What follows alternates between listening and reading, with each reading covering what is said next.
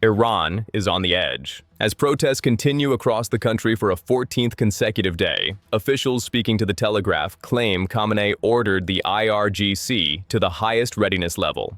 But that cannot be independently verified. Iranian officials told the Telegraph the IRGC's readiness is higher than during the Israel-Iran war. Independent confirmation is limited. Taken together, these steps suggest Tehran is bracing for escalation, though the leadership has not publicly confirmed specific plans. But this is not just an internal crisis anymore. What began as economic grievances has transformed into something far more volatile. U.S. officials say they support protesters, while Tehran argues this is foreign-backed pressure aimed at toppling the system. And Iran is not backing down. Iranian officials claim Khamenei is relying more on the IRGC, known in Persian as the Sepa, than other forces. That claim cannot be independently verified. They say he believes the risk of defections within the guards is almost non-existent, unlike other security forces that have fractured during past periods of unrest. One official described the moment bluntly to the Telegraph. Khamenei has placed his fate in the hands of the IRGC. This is significant, if accurate. The Revolutionary Guards are not just a military force. They are deeply embedded in Iran's economy, intelligence apparatus, and political system.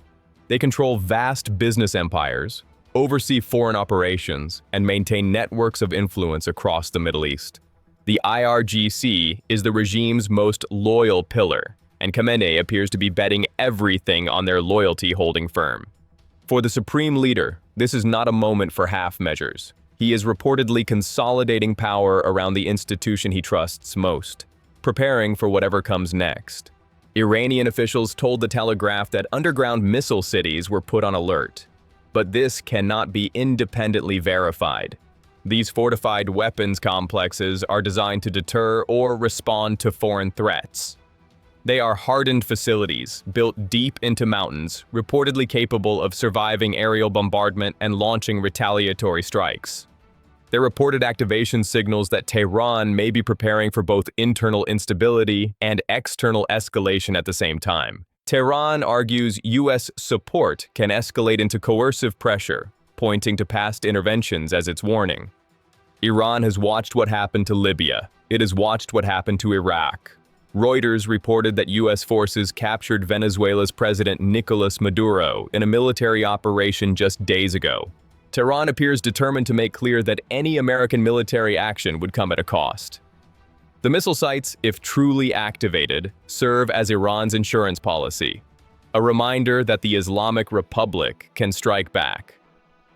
Officials dismissed reports that Khamenei might flee Iran if the situation worsens. One senior source told the Telegraph that the supreme leader would not leave Tehran even if B-52s were flying overhead. The message, according to these officials, is unmistakable.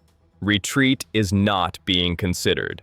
This stands in stark contrast to other leaders who have fled when confronted with American pressure. The Shah left in 1979. Ashraf Ghani fled Kabul in 2021. Reuters reported that Nicolas Maduro was captured in a U.S. military operation just days ago. Khamenei is reportedly signaling that he will not follow that path. Whether out of conviction, pride, or strategic calculation, the supreme leader appears to be planting his flag in Tehran. For the regime's supporters, this is a sign of strength. For its opponents, it may be a sign of desperation. A day before the reported IRGC alert, Khamenei addressed the nation in a rare and unusually personal speech. He did not mince words. The supreme leader accused U.S. President Donald Trump of arrogance and bloodshed, claiming his hands were stained with the blood of Iranians, a reference to casualties from the Israel-Iran conflict in 2025. His hand is stained with the blood of Iranians, Khamenei declared. Then he says, "I'm a supporter of the Iranian people, and people who are not thinking and have no sense listen to him and believe him." Khamenei warned that history shows rulers are often overthrown at the height of their power. A pointed message that could be read as both a warning to Trump and a reflection on his own position. The speech was broadcast across Iranian state media, reaching millions who have watched the unrest unfold over 2 weeks. Khamenei also turned his criticism inward, accusing protesters of destroying their own cities to please the president of another country. Last night in Tehran and a few other places, people came and did damage to their own buildings, ruining their own streets, he said, in order to make the president of another country happy because he said that he would come to their aid. He should pay attention to the state of his own country instead. The supreme leader framed the unrest as foreign-driven chaos, alleging that vandals were acting in service of U.S. interests, not Iran's people. Setting fire to bins to please him, Khamenei said dismissively.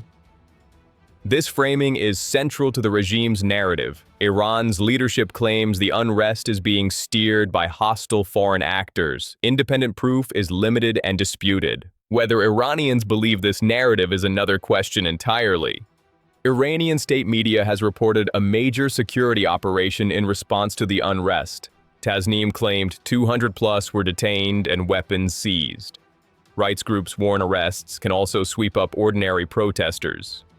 Authorities claimed large caches of weapons were seized, ranging from firearms and ammunition to grenades and Molotov cocktails. State media portrays arrests as reducing unrest, but the scale of protests is hard to measure under the blackout. The numbers are significant, if accurate. 200 organizers would suggest a network, cells operating across multiple cities, coordinating actions, distributing resources. Whether these detainees are genuine organizers or simply protesters swept up in mass arrests remains unclear.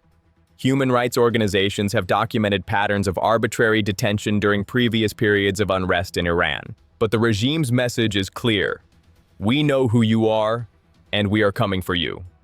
While Iran cracks down internally, the United States is adding pressure.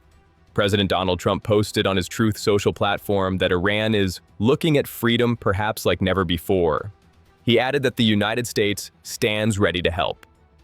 The statement offered no details about what that help might look like, but its timing was unmistakable, coming amid nearly 2 weeks of sustained protests and following repeated warnings from Trump that Washington could act if Iranian authorities harmed demonstrators.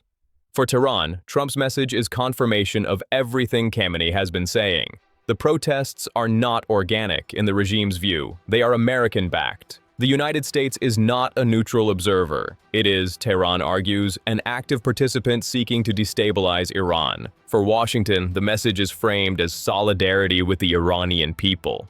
But the line between solidarity and intervention is thin, and Iran has seen what American involvement has looked like in other countries. Trump has been explicit about what he sees as red lines. In recent remarks, the president was asked about the protests and whether Iran was on the verge of collapse. Well, it could be, Trump responded.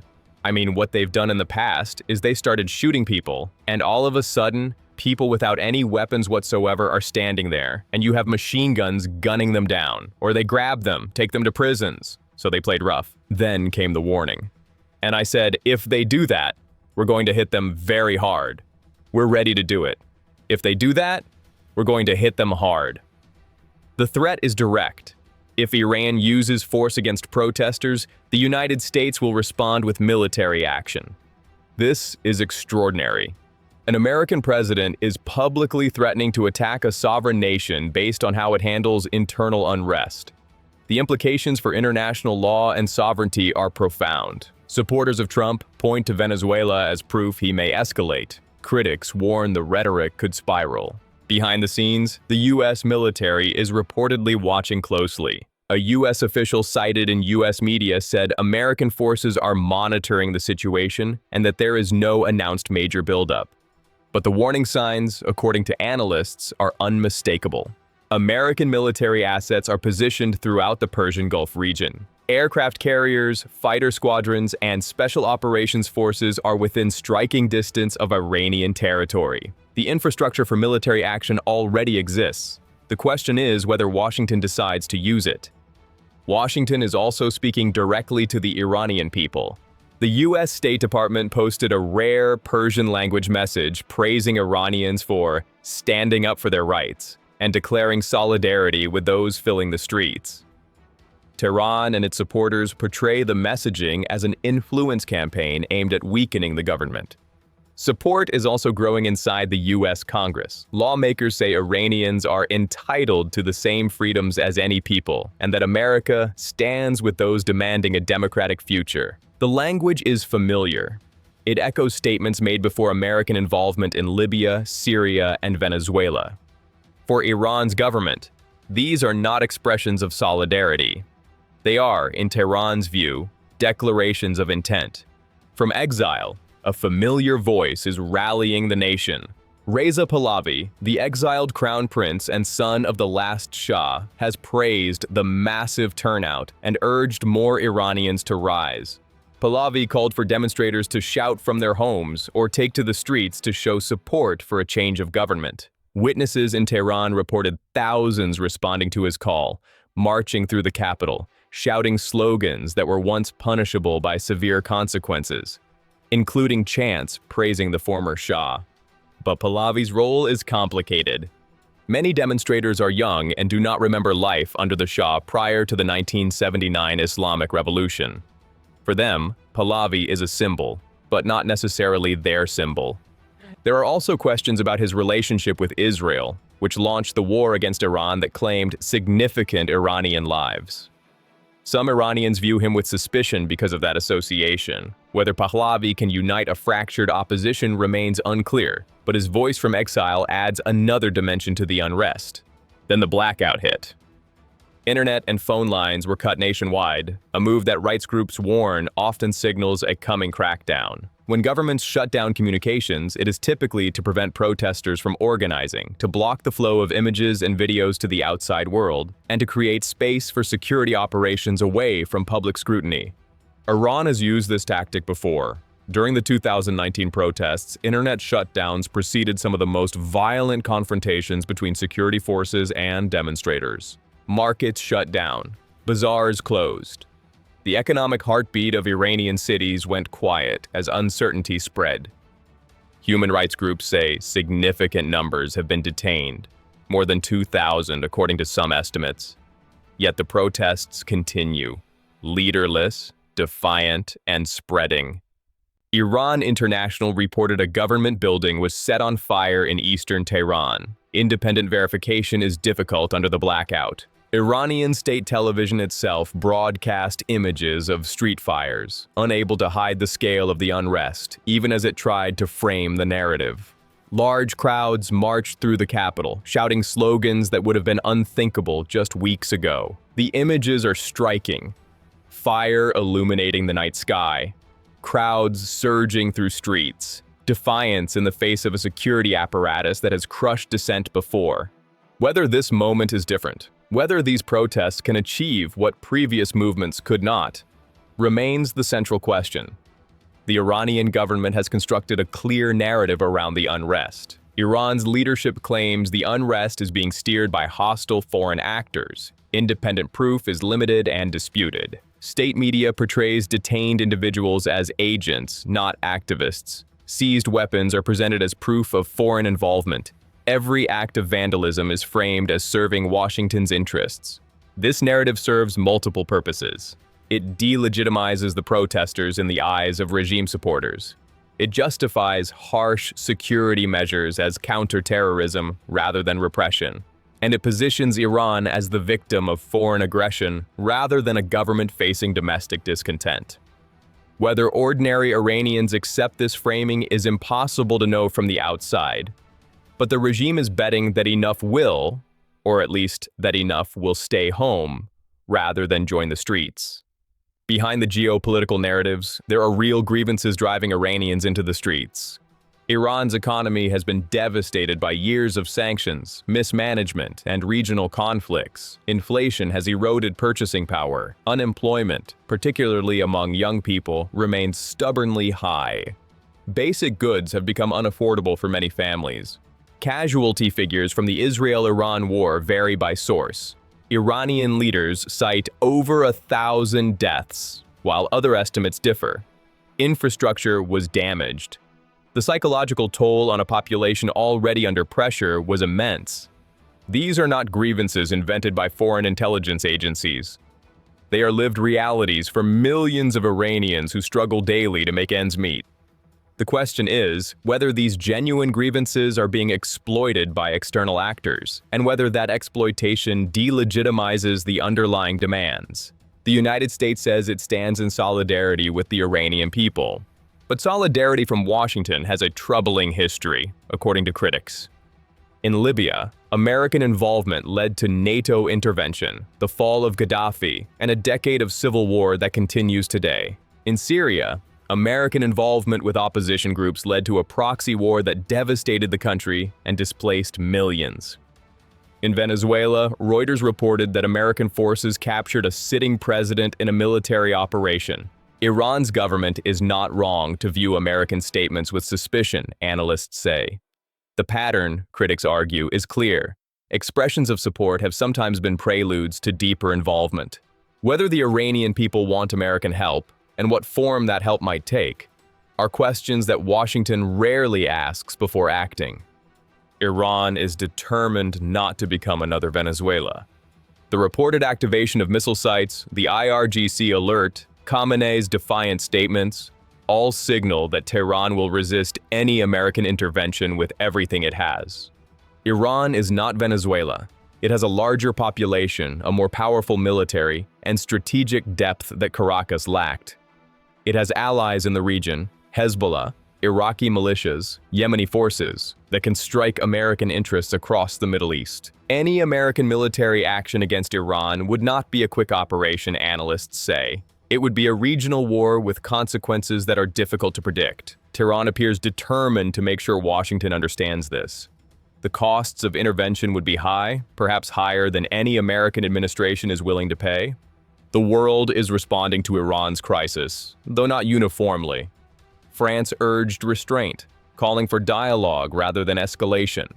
Sweden said it hears the voices of Iranians rising against oppression and backs their struggle for freedom. Belgium called the protesters courageous, warning that silencing them with violence is unacceptable. These statements reflect a European approach that differs from Washington's. European governments express sympathy for protesters while stopping short of threatening military action or openly calling for regime change. Whether this more measured approach carries weight in Tehran is unclear. Iran has long viewed European governments as subordinate to American policy, willing to express concern but ultimately deferring to Washington's lead. Russia and China are watching events in Iran closely. Both countries have significant interests in Iran's stability. Russia has coordinated with Tehran on Syria and other regional issues. China has invested heavily in Iranian infrastructure and relies on Iranian oil. A collapse of the Islamic Republic or an American-installed government in Tehran would be a strategic setback for both Moscow and Beijing. The Venezuela precedent is instructive. When Reuters reported that U.S. forces captured Maduro, Russia and China condemned the action, but could do little to reverse it. Iran represents a more significant test. If Washington moves against Tehran, will Russia and China respond? Will they provide material support to the Iranian government? Will they risk confrontation with the United States to preserve a multipolar ally? These questions have no clear answers, but they underscore the global stakes of what is unfolding in Iran's streets. Everything depends on the Revolutionary Guards. Khamenei has reportedly placed his fate in their hands, betting that the IRGC will remain loyal even as pressure mounts from both internal unrest and external threats. The Guards have compelling reasons to stay loyal. They are deeply invested in the current system. They control vast economic enterprises. They hold positions of power throughout the government. A change in regime could mean losing everything. But history shows that even the most loyal security forces can fracture when regimes reach breaking points. The Shah's military was considered loyal until it wasn't. The Romanian Securitate served Ceausescu until they didn't. The IRGC is being tested as never before. How they respond in the coming days and weeks may determine Iran's future. If Iran's government were to fall, what comes next? This is a question that regime change advocates rarely answer satisfactorily. Iran is a complex society with multiple factions, ethnicities, and competing visions for the future. There is no unified opposition waiting to assume power. There is no government in exile with a detailed transition plan. The exiled crown prince represents one faction. But but there are also reformists, leftists, ethnic minorities, and religious groups with very different agendas. Libya's experience is instructive. The fall of Gaddafi did not bring democracy and stability. It brought chaos, civil war, and the emergence of competing militias that continue fighting today. Iraq's experience is equally cautionary. The fall of Saddam Hussein did not bring the freedom that Washington promised. It brought sectarian conflict, the rise of extremist groups, and decades of instability. Iran is larger and more complex than either Libya or Iraq. The consequences of regime collapse are unpredictable and potentially catastrophic. The stakes could not be higher. If the protests escalate and Washington intervenes, the result could be a regional war involving Iran, Israel, and American forces across the Middle East. If the regime crushes the protests violently and Washington responds militarily, the escalation ladder leads to places no one can fully control. If the protests fade and the regime survives, Iran will emerge more isolated, more hostile, and more determined to resist American pressure. There is no good outcome visible from the current trajectory. Every path forward carries significant risks. Iran's government is projecting confidence. The Islamic Republic has survived 45 years of American pressure. It survived the Iran-Iraq War. It survived sanctions, isolation, and repeated predictions of imminent collapse. Tehran's message is that it will survive this challenge too. Whether that confidence is justified remains to be seen. The current protests have a scale and intensity that differ from previous unrest. The international environment, with Venezuela fresh in memory, is more threatening than before. But underestimating Iranian resilience has been a consistent mistake of Western analysts. The regime has reserves of support, institutional depth, and coercive capacity that should not be dismissed. For Donald Trump, Iran represents both opportunity and risk. The president clearly sees the protests as a chance to pressure a long-standing adversary. His statements are designed to encourage demonstrators and warn the regime. But what is the actual plan? If Iran's government falls, is Washington prepared to manage the consequences? If military action becomes necessary, is the American public ready for another Middle Eastern war?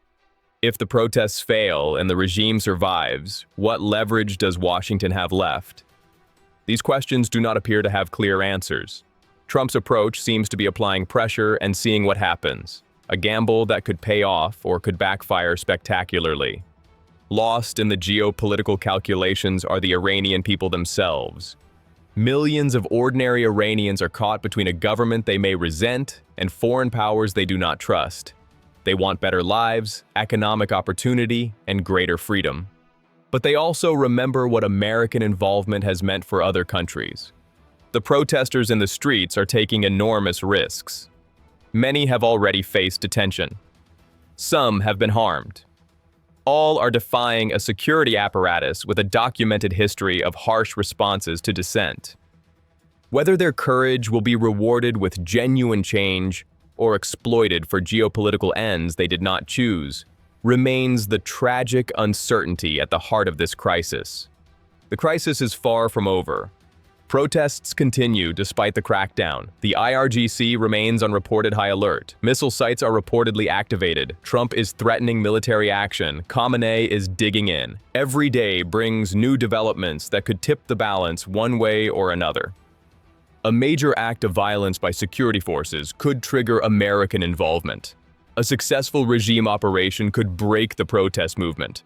An unexpected defection within the security apparatus could change everything.